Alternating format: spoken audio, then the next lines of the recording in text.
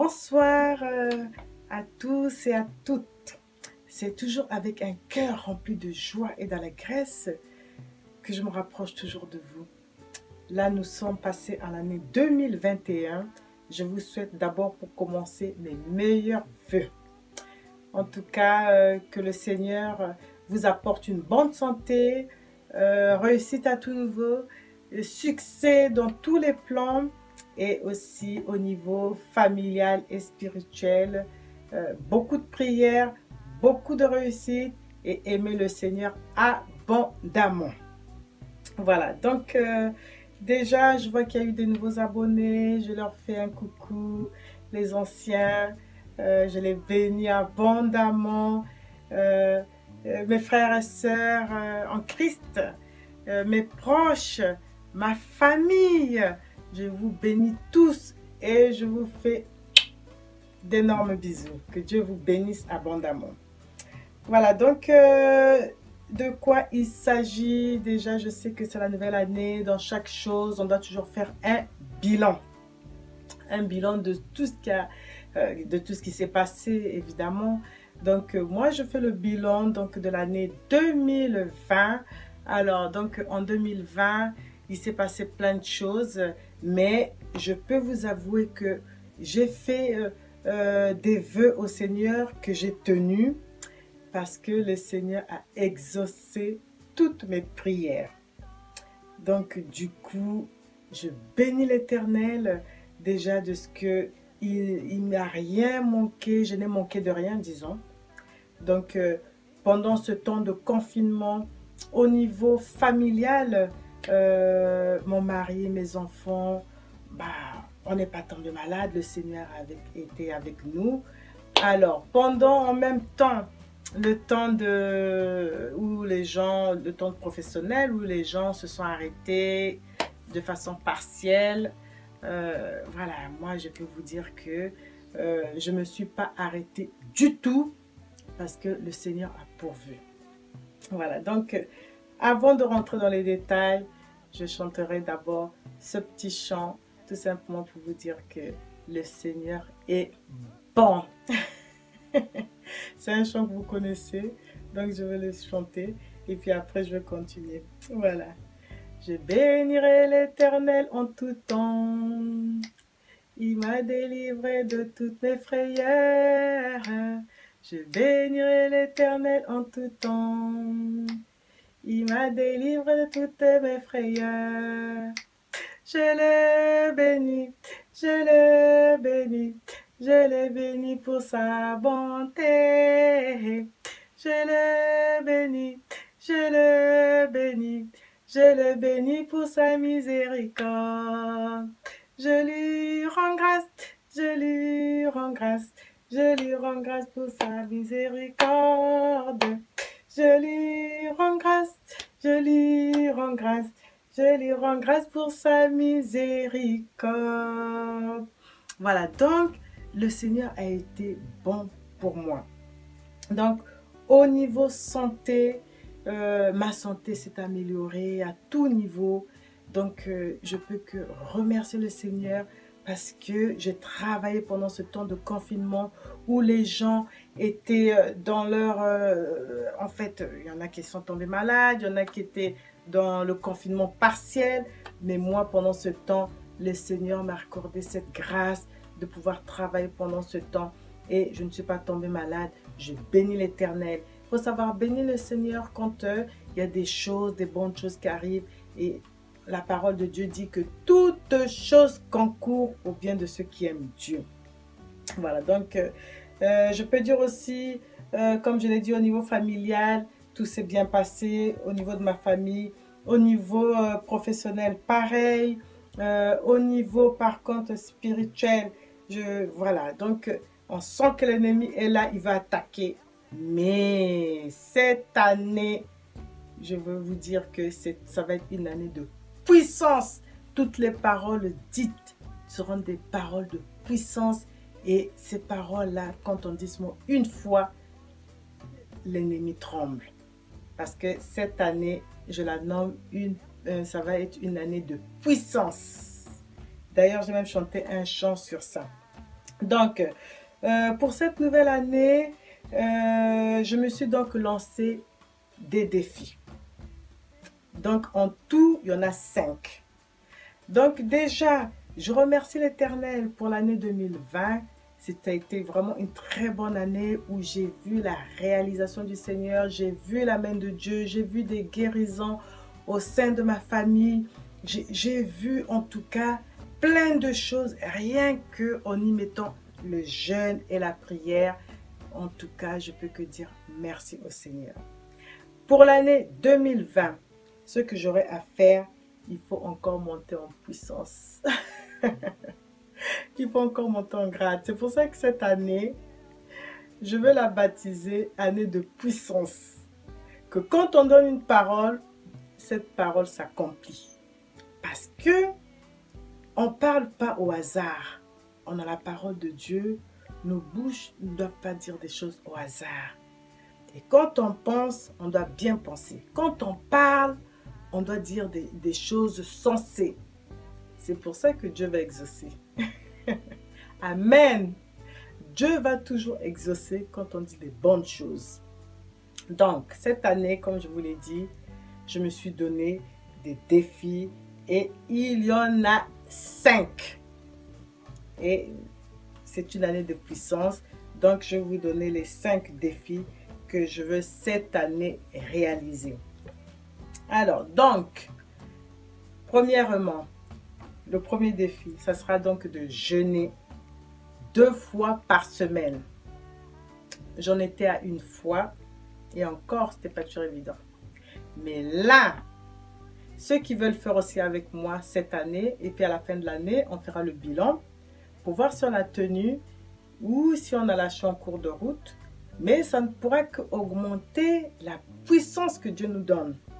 Parce que quand le Seigneur verra que on est en train de prier, de jeûner, ben, automatiquement, ben, les anges vont venir de plus en plus. Donc, il faut vraiment s'accrocher pour réaliser ce défi. Alors, premièrement, jeûner 2 fois par semaine. Ça peut être pour vous, ça dépend si vous voulez le faire avec moi. Ça peut être le lundi, ça peut être le jeudi ou ça peut être le vendredi. Moi, j'ai choisi le lundi et le vendredi. Voilà, donc pour l'instant, ça sera ça. Quand je changerai, je pourrai vous le dire. Alors, le deuxième défi. Le deuxième, ce sera donc de lire la Bible. Déjà, je la lisais, mais tous les jours, c'est-à-dire matin et en même temps le soir. Je sais que le soir, c'est difficile par moment. Parce qu'on est fatigué et puis bon, la plupart du temps, allez, dès qu'on se met sur le lit, souvent on dort. Mais si on doit monter en puissance, on ne peut pas s'arrêter que le matin, on doit aussi lire la Bible le soir, le matin et le soir. Donc ça va être mon deuxième défi. Donc le matin, il n'y avait pas de souci, mais le soir, c'était compliqué. Donc cette année, toute cette année, je vais voir si à la fin de l'année, j'ai réussi ce défi, c'est-à-dire lire la Bible le soir, tous les soirs avant de m'endormir. C'est très, très, très important. Voilà. Alors, donc, le troisième défi. Maintenir le culte familial.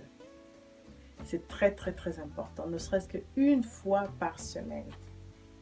Parce que quand l'école reprend, quand les enfants sont en vacances, c'est plus facile. Mais quand l'école reprend, c'est pas toujours facile parce que chacun a son emploi du temps et il faut arriver à voir comment faire, soit à faire des concessions pour arriver à trouver un moment où tous, on peut être ensemble. Parfois, on se disait, bon, c'était le mercredi, mais le mercredi, par moment, c'est pas évident. Aussi, on essaie de mettre samedi. Mais du moins, le but, c'est de faire une fois par semaine.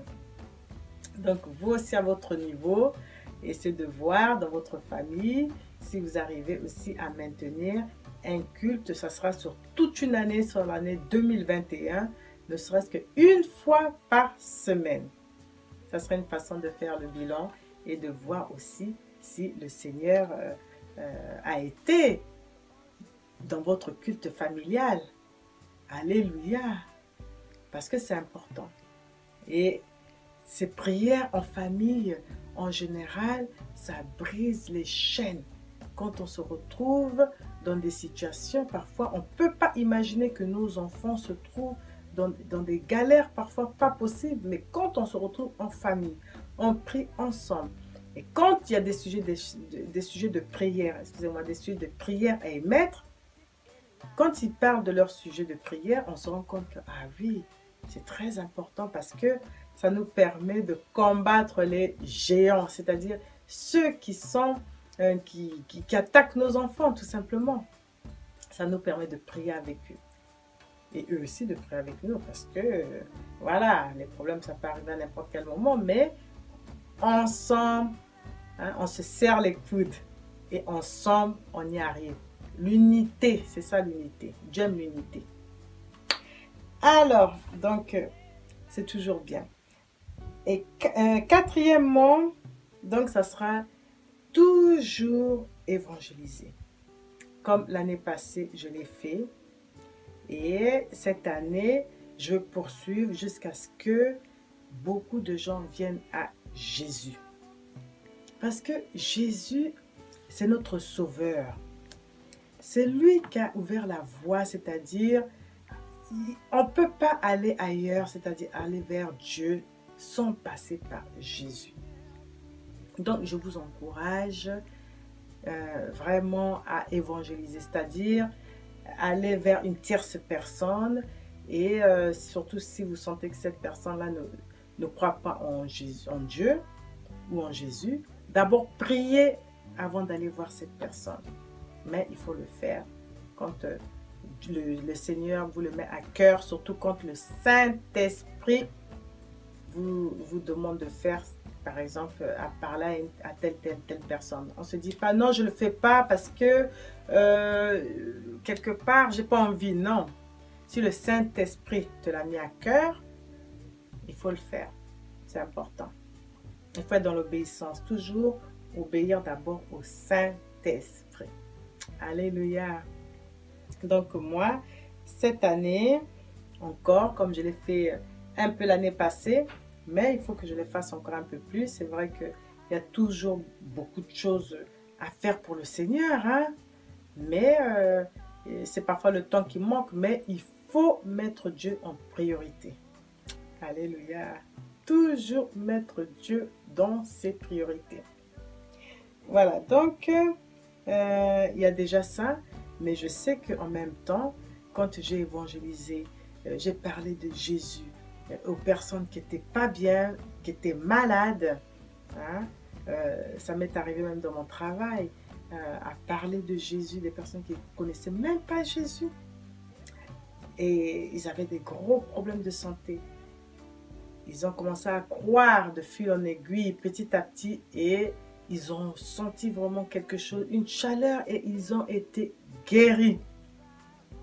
Donc la plupart du temps, parfois quand ils ont des problèmes, ils disent « Ah, est-ce que tu peux prier pour moi ?» Donc, c'est pour vous dire tout simplement que il faut toujours parler de Jésus autour de soi. C'est très, très, très important. Je vous encourage à le faire. Donc ça, c'est le 4e défi. 5e défi, toujours agir dans la patience, dans l'amour. Les deux en même temps. La patience et l'amour vont souvent de pair. Quand on n'a pas de patience, on veut tout foutre, on peut dire foutre en l'air. On veut tout abandonner. Donc, il faut savoir aller pas à pas, garder une certaine patience et marcher dans l'amour. Parce que l'amour que le Seigneur nous donne, c'est d'aimer son prochain comme nous-mêmes. Est-ce qu'on est prêt à le faire? C'est pas toujours évident.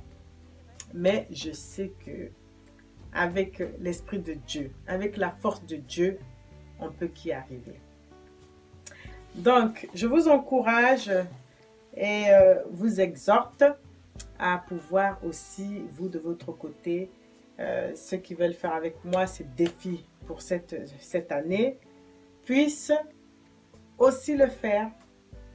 Ça peut que nous faire monter en puissance et nous aider. Et nous rapprocher un peu plus de notre Seigneur. Voilà. C'est ça. C'est ça ce qu'on appelle une année de puissance cette année. Ouais, l'année de puissance. Nos paroles ne seront pas des paroles qui vont rester en vain, mais des paroles que dès qu'on dira ceci, par exemple, on doit prophétiser sur quelque chose, ça va se réaliser parce que on a la parole divine dans nos cœurs, dans nos bouches, dans notre esprit, donnée par le Saint-Esprit. C'est pour ça que je vous encourage, vous aussi, à votre niveau, à voir quels sont vos défis. Ça peut être cela ou d'autres que vous mettez pour l'année 2021. Voilà. Donc, pour moi, l'année 2020, c'est vrai qu'il y a le Covid, mais je me suis retrouvée parce que, quelque part, le Seigneur a exaucé toutes mes prières. Donc, c'est une grâce. Je ne peux que dire merci. Merci, Seigneur. Merci, mon Dieu. Alléluia. Voilà. Donc, pour ceux qui n'ont pas encore donné leur vie à notre Seigneur Jésus-Christ, je vous encourage à faire cette prière avec moi. Je vous encourage parce que Dieu est réel. Jésus-Christ est le Fils de Dieu. Je vous encourage à le faire parce que il a donné sa vie pour nous. Il s'est sacrifié. Il était mort à la croix de Golgotha. Il a souffert le calvaire pour nous, pour que nous puissions marcher avec lui, main dans la main avec lui. Jésus-Christ, c'est notre ami, celui qui plaide pour nous auprès du Père. Je vous encourage à aller vers lui. Je vous encourage. Alors, donc, la prière pour cette nouvelle année 2021, pour ceux qui veulent la faire avec moi. Alors, pour que Jésus rentre dans vos vies, dans vos cœurs. Alors, donc, on va prier. Donc, vous le faites avec moi. Seigneur Jésus, je te prie et m'abandonne à toi pour que tu rentres dans ma vie, pour que tu changes ma vie, tu changes mes pensées, tu changes mon cœur, afin que je marche en conformité de vie avec toi. Seigneur, je passe sur d'autres chemins, mais te suivre toi, je m'abandonne à toi, afin que tu sois mon seul maître et sauveur. Je voudrais, Seigneur, que tu me prennes par la main, afin que tu puisses me conduire dans ton nom précieux. Je te remercie de ce que je ne serai plus jamais la même personne. J'aurais changé de vie. Merci Seigneur de ce que tu me rachètes de tous mes péchés et tu me changes. Merci, merci, merci. Merci pour tout. Amen. Voilà.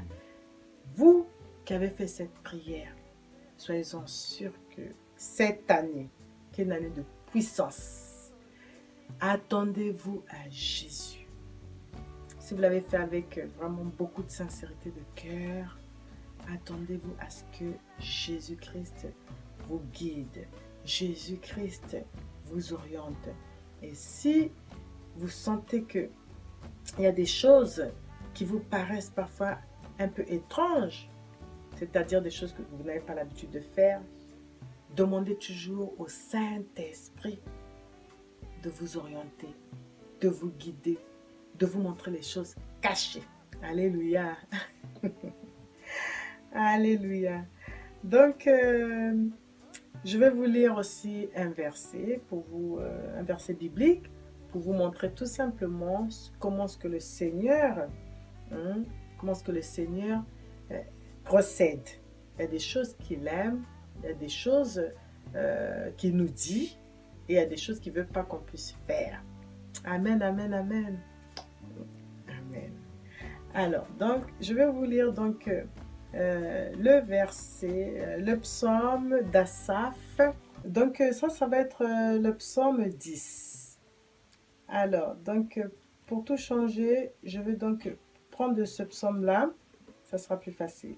Alors, on parle à Dieu, hein, parce que Dieu nous parle, il nous connaît, mais en même temps, il sait très bien aussi ce qu'on pense. Donc, souvent, on a l'impression que Dieu est éloigné, mais il n'est pas éloigné, il est proche de nous.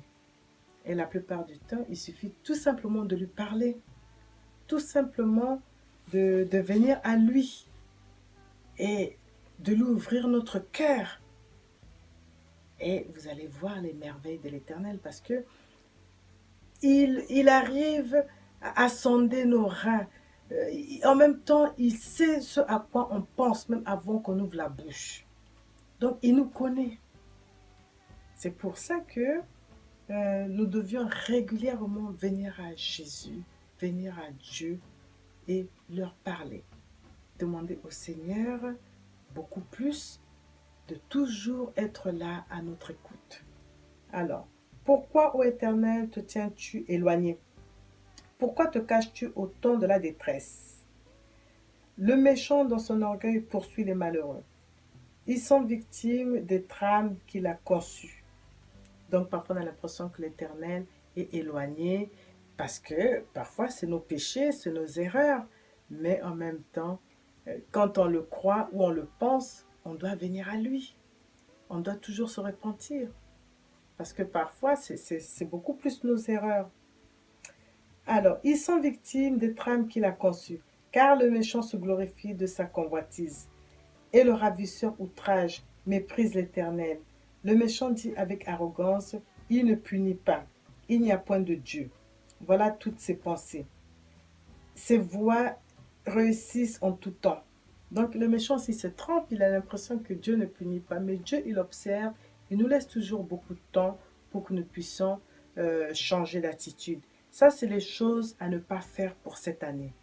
Pour cette année, c'est des choses à éviter, à se dire en tête que l'Éternel ne punit pas, ceux qui sont méchants, ils prospèrent. Non, il faut vous dire que le méchant, tôt ou tard, il payera pour ses erreurs. Donc, ne croyez pas qu'il prospère en vain. Alléluia. Alors, il n'y a point de Dieu, voilà toutes ses pensées. Ses voies réussissent en tout temps. Tes jugements sont trop élevés pour l'atteindre. Il souffle contre tous ses adversaires. Il dit en son cœur, je ne chancelle pas. Je suis pour toujours à l'abri du malheur. Sa bouche est pleine de malédictions, de tromperies et de fraude. Alors ça, c'est ce que l'Éternel n'aime pas. Être toujours dans la fraude, dans le mensonge, dans la tromperie. Ça, c'est des choses pour cette nouvelle année à ne pas faire, à ne plus faire. Donc, ainsi que moi-même, je sais que cette nouvelle année, je me suis dit, Seigneur, surveille ma bouche, surveille-moi. Il y a des choses que je ne dois pas faire. Ne pas être dans la tromperie, dans la méchanceté, dans le vol, dans des trucs vraiment inimaginables que Dieu n'aime pas, les trucs du péché. Alors, il se tient en embuscade près des villages, ils assassinent l'innocent dans les lieux écartés. Ses yeux épient le malheureux. Il est aux aguets dans sa retraite comme le lion dans sa tanière. Il est aux aguets pour surprendre le malheureux. Il le surprend et l'attire dans son filet. Il se courbe, il se baisse. Donc voilà, c'est tous les plans qu'envisage le malin pour faire tomber l'ennemi, et pour faire tomber l'enfant de Dieu, excusez-moi. Donc, nous, plus on va rester dans l'année de puissance, l'année où on va fortement rester dans la prière, on passera à côté de toutes ces choses. Parce qu'on aura été puissant et victorieux. Dieu nous donnera toujours la victoire. Alléluia. Alors, il le surprend et l'attire dans son filet. Il se courbe, il se baisse. Et les misérables tombent dans ses griffes. Il dit en son cœur, Dieu oublie. Il cache sa face, il ne regarde jamais. C'est faux, Dieu regarde tout. Il sait tout, il voit tout. Donc, même si on dit Dieu ne voit pas, il cache sa face, c'est faux. Dieu est au contrôle. Lève-toi, Éternel, ô Dieu, lève ta main. N'oublie pas les malheureux. Pourquoi le méchant méprise-t-il Dieu? Pourquoi dit-il en son cœur, tu ne punis pas? Tu regardes cependant, car tu vois la peine et la souffrance pour prendre en main leur cause. C'est à toi que s'abandonne le malheureux. C'est toi qui viens en aide à l'orphelin. Brise le bras du méchant. Punis ses iniquités et qu'il disparaisse à tes yeux. Alors, l'Éternel, il laisse toujours un temps. Donc, il t'observe, il voit si tu as compris que tu vas te repentir et il est lent à la colère. Mais quand il voit que tu continues dans tes travers, toujours à être là, à ne pas te repentir, c'est là un bon jour, il va frapper très fort, comme il avait fait à Nabuchodonosor. Dans d'autres versions, c'est Nabuchodonosor. Et dans certaines versions, c'est Nabuchodonosor. Alors ça, je vous promets que quand Dieu frappe, il frappe fort. Hein. Alors, l'Éternel est roi à toujours et à perpétuité. Les nations sont exterminées de son pays. Tu entends les vœux de ceux qui souffrent, ô Éternel. Tu affermis leur cœur. Tu prêtes l'oreille pour rendre justice à l'orphelin et à l'opprimé, afin que l'homme tiré de la terre cesse d'inspirer l'effroi. Oui, c'est vrai que on ne va pas continuer avec une méchanceté pareille. Si chacun prend conscience de ses agissements, de ses mauvais comportements, il va tout faire pour plaire à Dieu. Il faut tout simplement qu'il y ait une réelle prise de conscience afin justement qu'on puisse changer de nos voies. Donc, je vous encourage, ainsi que moi-même, à tout faire pour plaire à notre Dieu, qui nous voit, même si on a l'impression qu'il ne voit pas, c'est faux.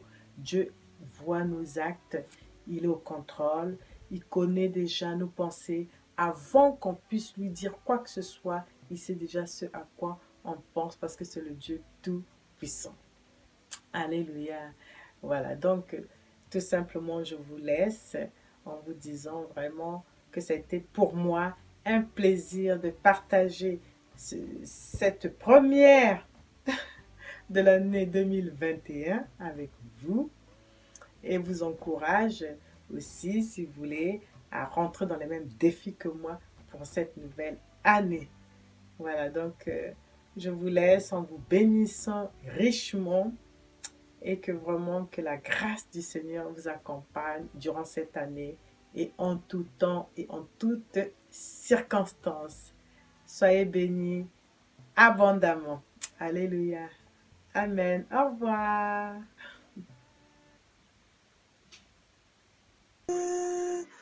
Tu as fait de moi ce que je suis.